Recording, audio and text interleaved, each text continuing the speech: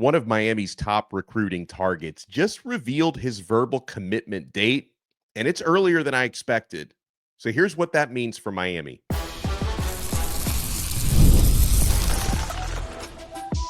You are Locked On Canes, your daily podcast on the Miami Hurricanes, part of the Locked On Podcast Network, your team every day. Happy Friday. We made it. I am Alex Donno, University of Miami alumnus, co-host of Locked On ACC and writer for Canes County at Rivals. And thank you so much to the everydayers for making Locked On Canes your first listen and your first watch. We're available free wherever you get your podcasts. We're free on YouTube. We're part of the Locked On Podcast Network, your team every day.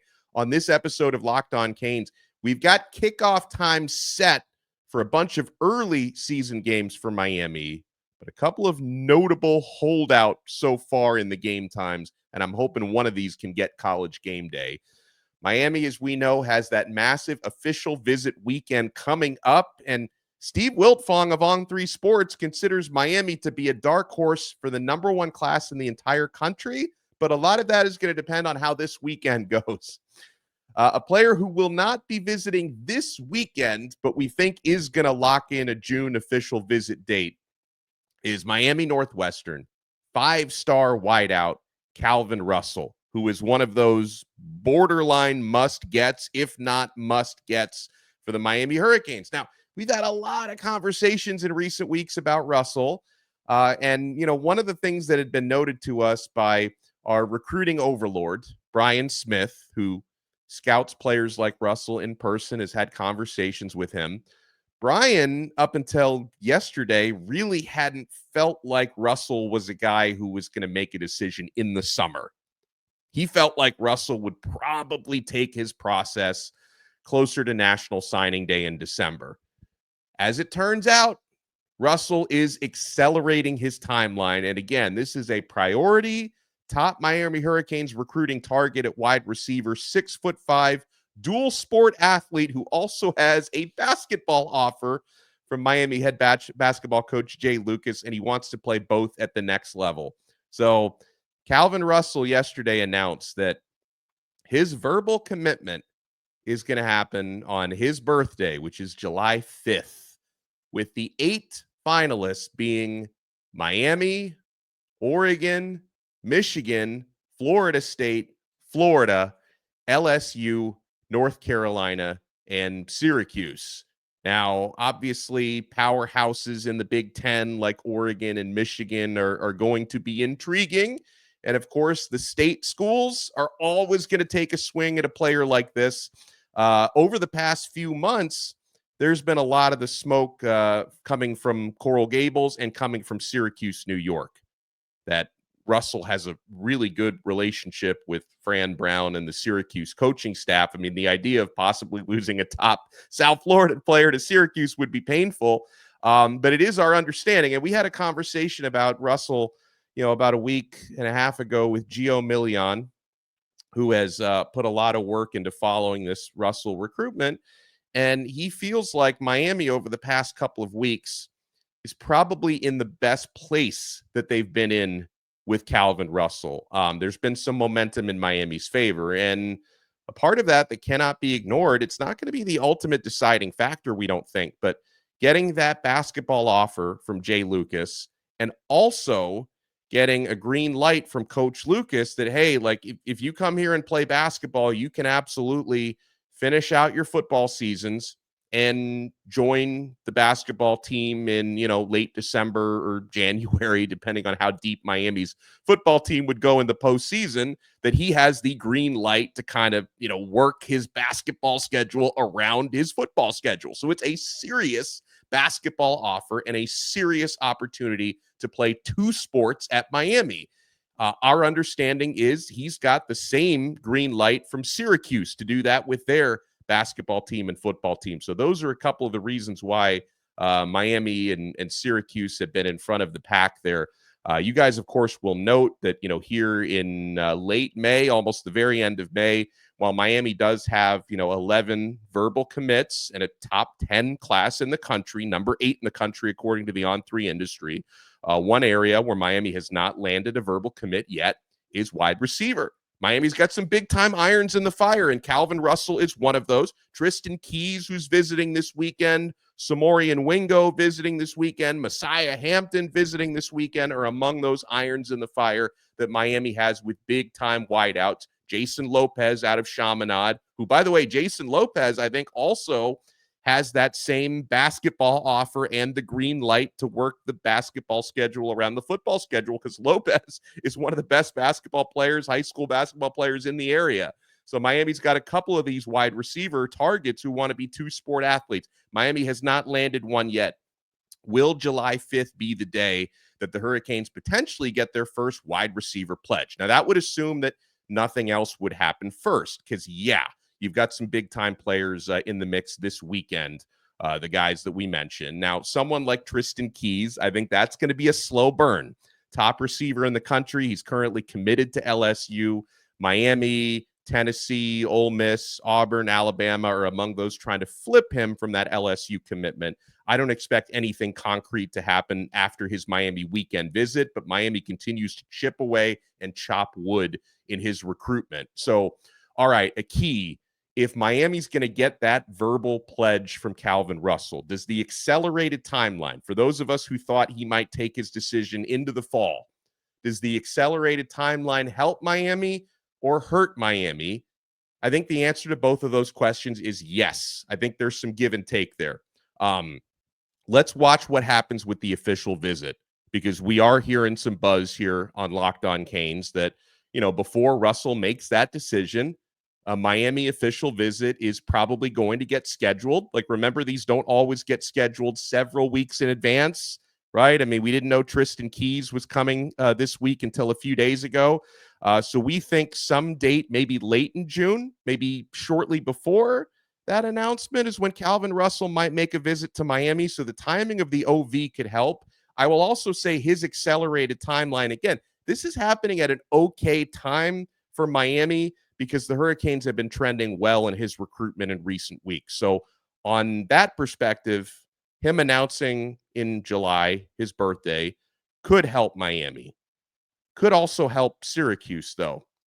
I've had some conversations off air with Jackson Holzer, who hosts Locked on Syracuse. And one of the things that concerned him a little bit in terms of Syracuse's chances was when we were of the understanding that Russell might wait until, well into the season, Syracuse is not expected to be very good this year.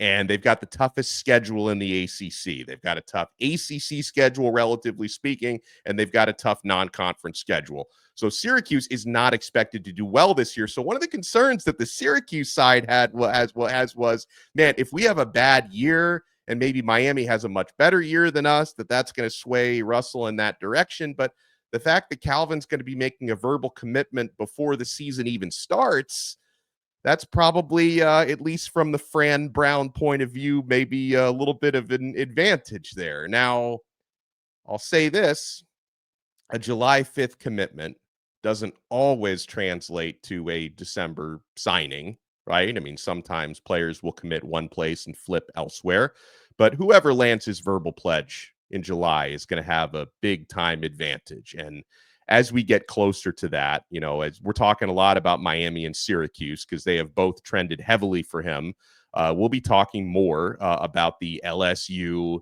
Florida, Oregon, Michigan, FSU, North Carolina angles as well, because this is one of the best players in the country, and you best believe these other programs are going to make a serious push there. But I don't necessarily think it's a bad thing that Calvin Russell is accelerating his timeline. Somebody asked me, out of the players visiting this weekend, who's the one Miami absolutely has to close? We'll talk about that and so much more. You want to keep it locked right here, my friends. We're only getting started on this brand new episode of Locked on Canes. Folks, our Florida Panthers closed it out in the Eastern Conference Finals. We won money on the Cats, as we've continued to do on FanDuel. Folks, the NBA playoffs are in full swing as well. Every night delivers highlight-worthy performances, major momentum shifts, and can't-miss moments. Whether it's a game-winning shot or a breakout player, there's never been a better time to get in on the action. FanDuel makes it easy to stay in the game before tip-off and live. With player props, performance trends, and same-game parlays, fans have more ways than ever to play smart and win big. Guys, live betting is an absolute game changer because sometimes you'll have a hunch on a game before it tips off. Sometimes you don't, and that hunch may develop 3-4 minutes into the game. The odds are always updating. Player props are great with the live betting. And if you're new to FanDuel, it's the perfect time to sign up. Head to FanDuel.com and place your first $5 bet. If it wins, you'll get $200 in bonus bets. Make every moment more with FanDuel, official sports betting partner of the NBA. Thank you for making Locked On Canes your first listen. Make sure for your next listen, you check out Locked On ACC. Kenton Gibbs and I take you around the conference, all the big stories, all the big games.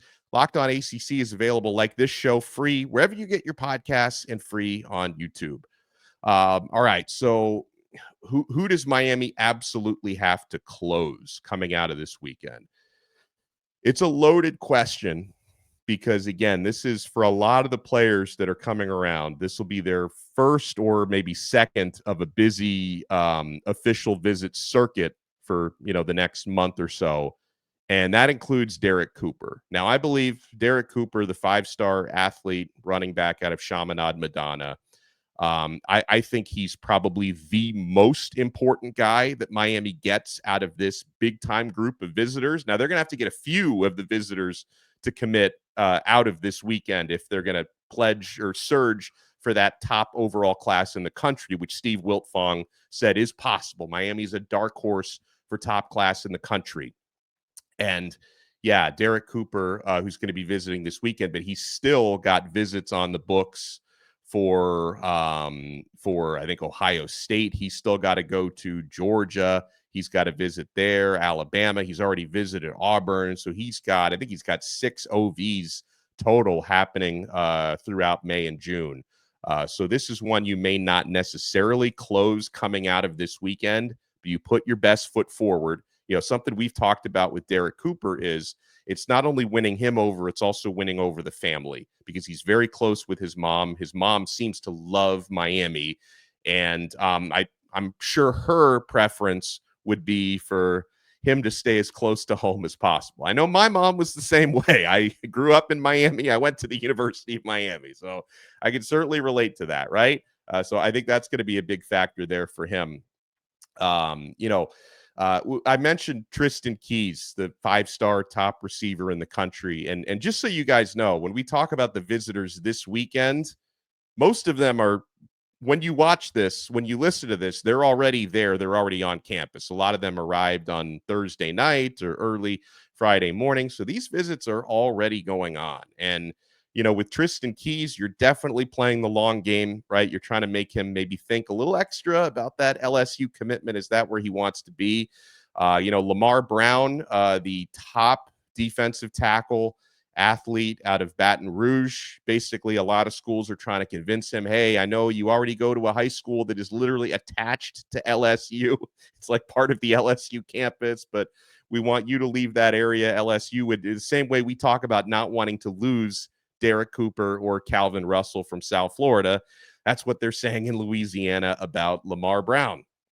Let me go back to a side note, by the way, on Calvin Russell that I think I forgot to mention when we were just talking about him. Calvin Russell also has the Miami legacy factor, right? And if he's going to be a dual sport football and basketball player at the U, he can follow in mom's footsteps.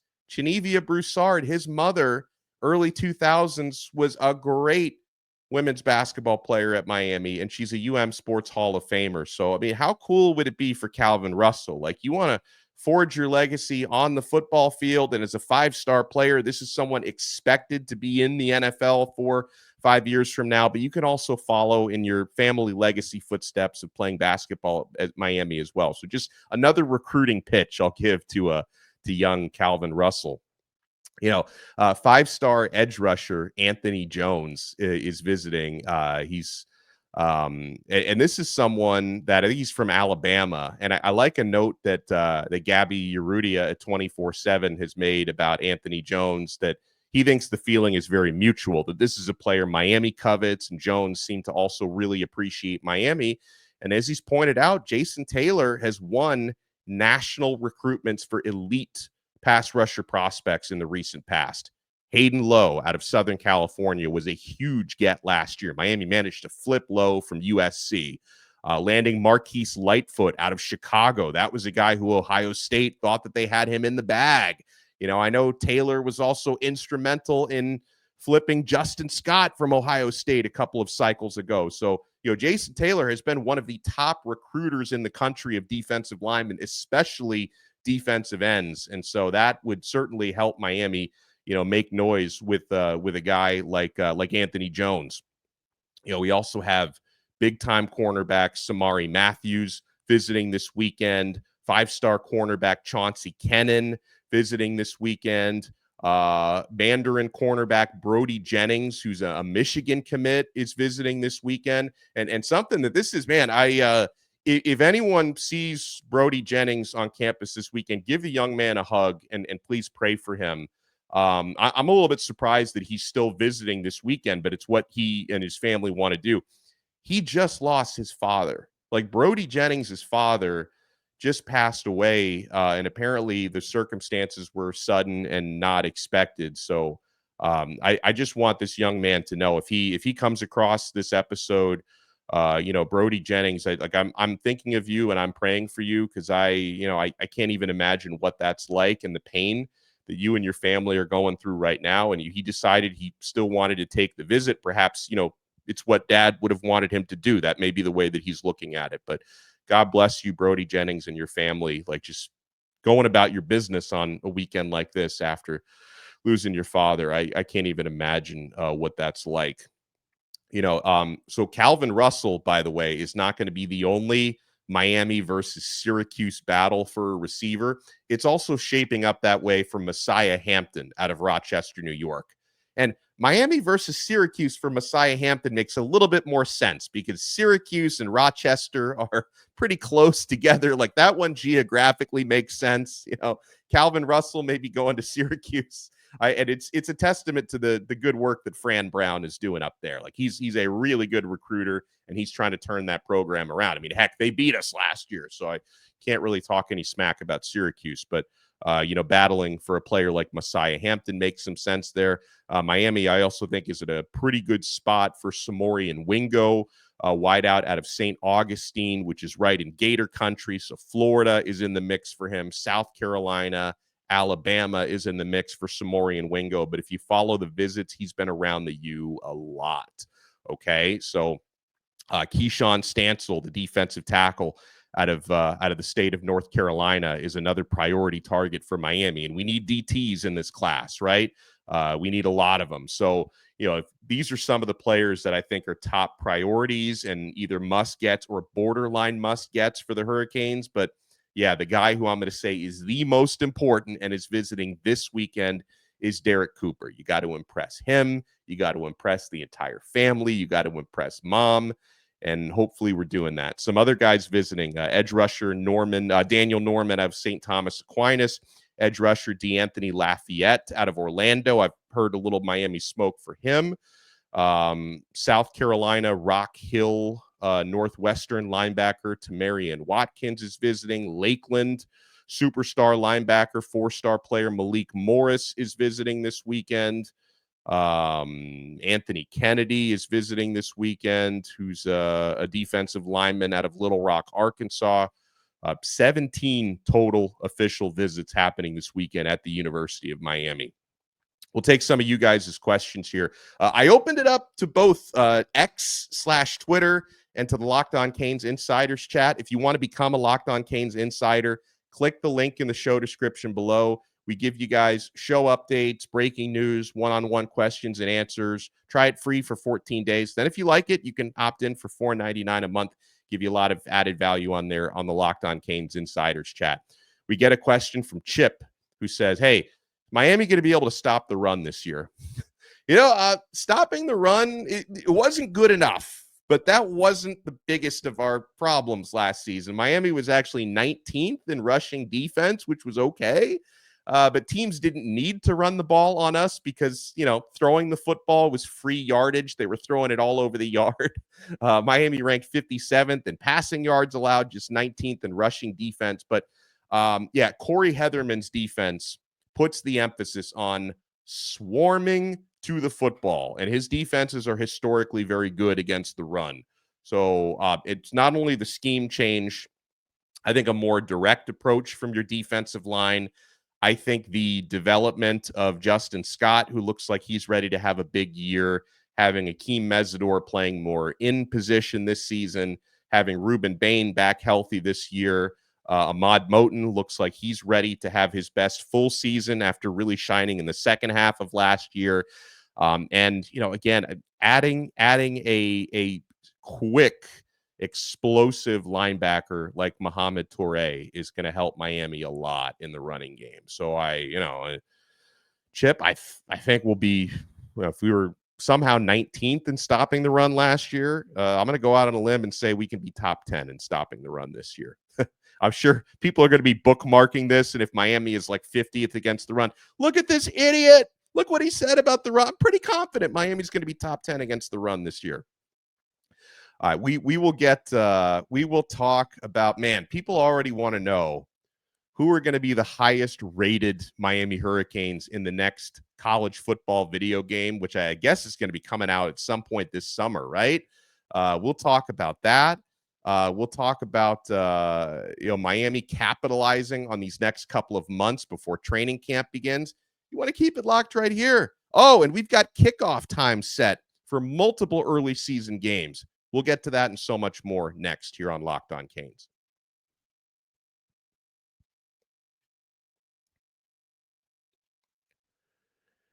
Let's talk kickoff times for those who are going to be planning your home game schedule, which trips you're going to make. Now, we already knew, we've known this for a couple months, I think, that week 1 versus Notre Dame, Miami's got that special Sunday, August 31st, prime time spot on ABC, 7:30 p.m. kick. That's week 1 at Hard Rock Stadium. We know that one, 7:30 prime time against Notre Dame.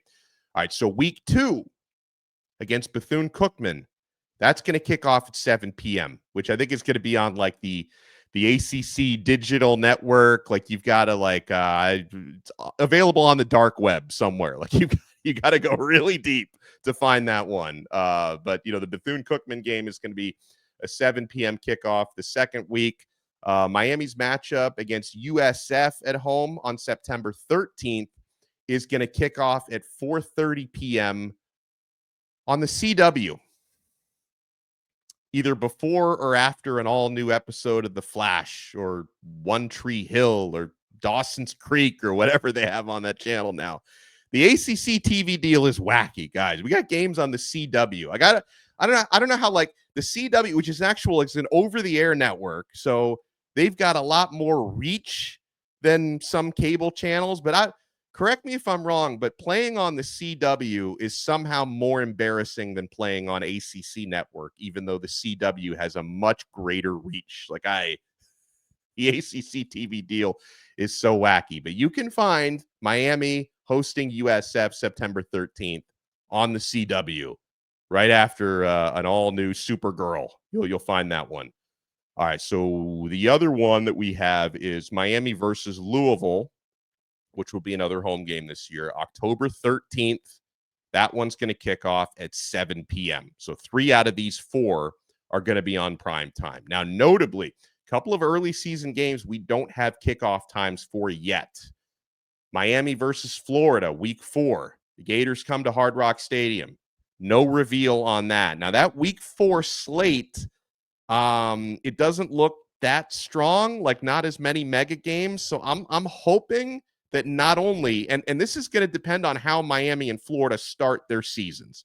If Miami and Florida both have undefeated starts in their first 3 games, I'm hoping not only will they flex this into prime time, but if there's any thought to bringing College Game Day down for that one. Like I'm hoping, because that would be awesome. Now, if Miami were to lose to Notre Dame week 1 and not look very good, maybe that ends up being a 3:30 game. It was a 3:30 game last year, week 1, just so you recall. It was not a primetime game, but that was a much heavier slate of big time games you were going up against. It was kind of understandable, but this one I really hope that they put into prime time. And we don't have a kickoff time for the Florida State game either. Now, if Florida State's really bad again, that one's not going to be on the CW. That one's going to be on Comedy Central, like a 3 a.m. kickoff on Comedy Central. So we'll have to see how both of the teams start that year. Let's answer some more questions here. Matt from Indiana wants to know, what do you think Miami's overall rating will be on the new college football 26 game? He says we were an 89 last year. I don't know. I feel like last year, heading into last year, people were sleeping on how good Cam Ward was going to be, certainly. And I don't think Miami's team was as deep. I think Miami has a deeper team this year than last year. And hopefully the, EA nerds took note of that. So if Miami was an 89 last year, I don't see why we can't be a 90 or a 91 this year. In terms, he wants to know who will be the top 5 overall players on the game. All right, I'm going to take a stab at this. And the video game nerds, if you want to shred me in the comments, shred me, because I have the EA game that came out last year. I have it. I was really excited about it. I played it like 5 times, and I moved on with my life. And I'll do the same this year. I'll play the new game 5 times, and then I'll go touch some grass after that. So if I'll guess the top 5 highest rated guys, I'm going to say Ruben Bain is going to be in there. Despite not a great year last year, injuries last year, I think they'll have faith in Bain. I think he'll be top 5. I think Carson Beck is going to be a top 5 graded Kane. I think cooler heads will prevail, and they'll realize that Beck is pretty good. I'm going to say Akeem Mesidor in the top 5. I'm going to say Mark Fletcher in the top 5. And CC Maui-Noa, because there's got to be at least one person from that offensive line who's in the top 5 graded players. And, CC's probably going to be a first-round draft pick next year. So I will go with that. Let's see. We get this one from Parrish on the Locked On Canes Insiders chat. How can the team capitalize on the next 3 months, given there won't be any practice until the fall? Well, the fall really means like July is when late July, they start quote-unquote fall camp. Parrish, there's really no such thing as an off season. It's a myth, right? I mean, the college schedule, it's a lot more like the NFL than it ever used to be. So, every now and then, like, players will get a week off or a long weekend every now and then, right? They'll have some time to go home, be with their families, whatever. But for the most part, you've got strength and conditioning going on.